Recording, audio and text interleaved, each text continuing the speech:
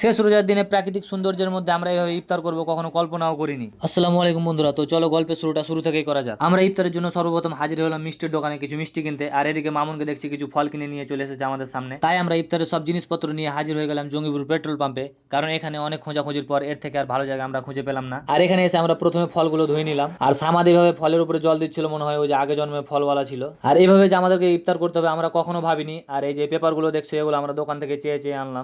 Guess দা location, এটা কোন location বলতে পারলে পরে তোমাদেরকে 5 টাকা দামের কলা দিব একটা। এখানে আছে আমাদের এই খাসির মাংস, মাটন বিরিয়ানি।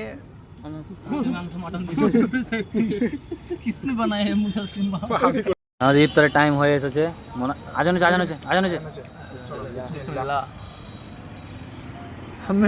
आखिर इफ्तार कर रहे हो आप? मुंह से सुपारी निकाल के बात कर रहे बाबा। इसके मुंह খালি খালি লাগে দুবার ভুলে গেছিলাম। ভিডিও করতে ভুলে গেছিলাম। তো এইরকম ভাবে মানে ইফতারি করাটা একটা পার্মানেন্ট মনে থাকবে। জিজ্ঞেস করে যদি মরে যায় তাও গোরস্থানে গিয়েও মনে করবো, কবরস্থানে গিয়েও হ্যাঁ একটা ইফতার করেছিলাম বটে। একেও মিঠে মারবে। এখন আমাদের খুলছে, এখন ঠান্ডা ঢালে হবে বিকা চাইলে হবে।